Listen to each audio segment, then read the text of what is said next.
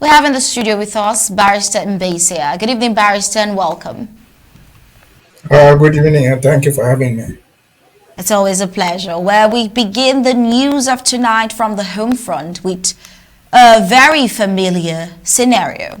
Another mistake, identification, and killing of an innocent Ambazonian youth. We'll just leave the floor to you to give your thoughts on this recent happening, this time not at a bar, sadly at a football tournament. And the question lies, is there now anywhere safe for Ambazonian youths in southern Cameroon? That is the question that begs to be answered. Barrister Mbeseha, I will leave the floor to you. Well, again, this is not the case of mistaken identity. If you come out with a narrative of a mistaken identity, it means that those guys, they have some right to look for somebody, the rightful person, and torture the guy to death. Now, it was not a question of mistaken identity. As far as torture is concerned, let it be known to everybody in the world, torture is outlawed internationally. Many people don't understand what torture is, as distinct from other ways of fighting crime. Torture is when the victim is already in your control. You don't torture somebody who's running away. Like in other instances, they shoot them. That's murder.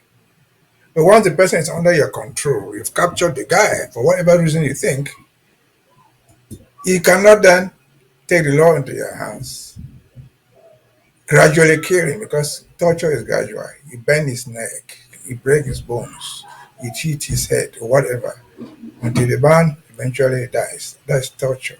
It is not acceptable anywhere in the world. And so that is wrong. It is an international crime for which that guy should be prosecuted. But then let us go to the circumstances under which this guy was even taken into custody. There was something they call a football tournament. Since when did football become the lifeline of our society? What is football? Soccer. What is soccer? Entertainment. It's a game. It's purely a game. There are only 22 players kicking that thing left and right. Any other person is just a spectator, clapping when you want, jumping when you want, out of excitement. We didn't know football until one man came with that sport. They would not have sports in before. We had to have entertainment. We did. And so why has this football team become an obsession? It's not only in Bui. I see it everywhere in Ghana, in Bazonia, in Manu, in the BLM, everywhere they are trying to organize football tournaments to show a return to normalcy. Why? Because the youths are falling for that nonsense. If you win a football match, you're the hero of the world. If somebody is in charge of football, call him Mr. Otto. He's the king of the country. Because football looks like a game that everybody wants to hear. And so these people should not even have gone there. But back again to the torture. These guys have no reason, no right in any form or shape to torture somebody to death. Once in their custody, if that guy has committed a crime, follow the formalities, charge him or her to court, and the justice will take its course.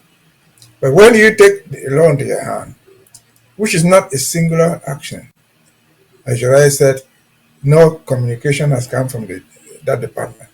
Don't expect one. If anyone came out, it will be to congratulate that guy for killing somebody they believed, mistakenly though, to be an Amba fighter. Since when did they get the license to kill whoever is called Amba? Where did the license come from? We've had these occasions in Mui and other places. Shoot on sight if that guy is suspected to be an Amba. See, the name Amba become criminal to face death with that. And why the code name was Amba in the first place? Amba is just an English speaking somebody. It's because he called himself Ambazonia. Who are you? You are really somebody from Bui. That guy is a Bui guy. Or you're somebody from Mbeseha. You have a father, you have a mother, you have a home, you have a place where you can be identified. So again, since when did they criminalize the word Amba to the point that people will take their guns bought by taxpayers with taxpayers' money, and shoot others to death?